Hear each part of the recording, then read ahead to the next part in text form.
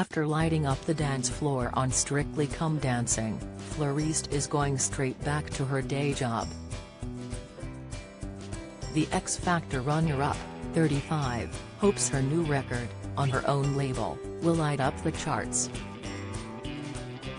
Fleur was dropped from Simon Cowell's label Psycho in 2017, 3 years after her X Factor appearance, and said she felt like she had been put on the shelf by record bosses.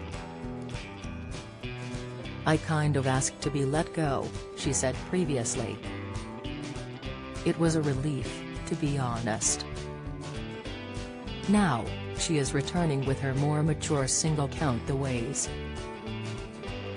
She credits Strictly with giving her the buzz of performing once again, and says her experiences this year inspired her to start writing music again. After being on Strictly every weekend, the buzz of performing came back, she says, of her first release since 2020. "The last body of work I released was my album Fearless," she recalls.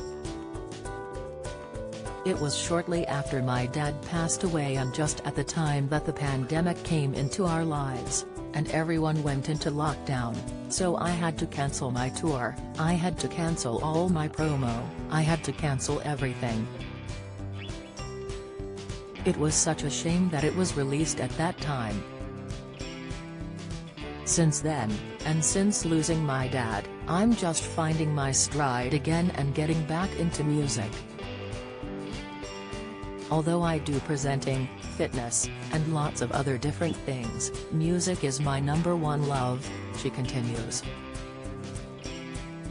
Count the Ways, a playful track about what an ex-partner has lost about you, is out next month.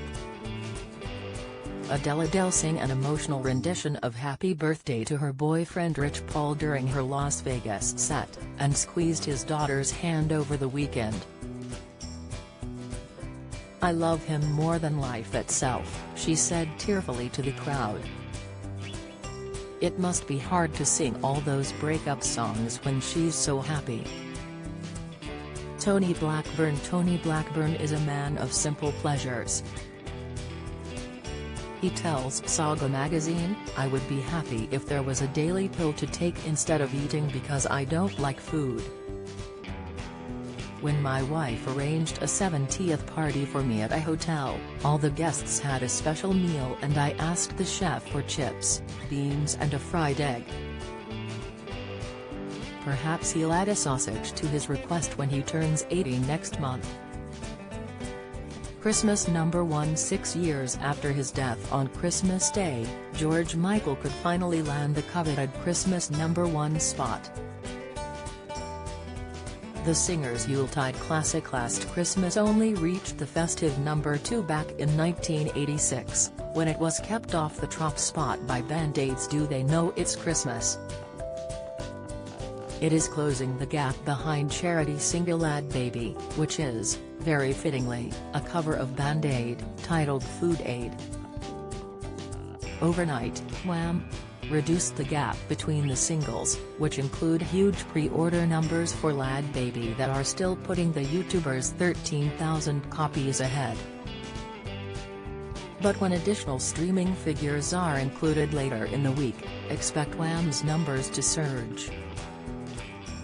It has topped the charts twice outside of the Christmas charts, in 2021 and last Friday.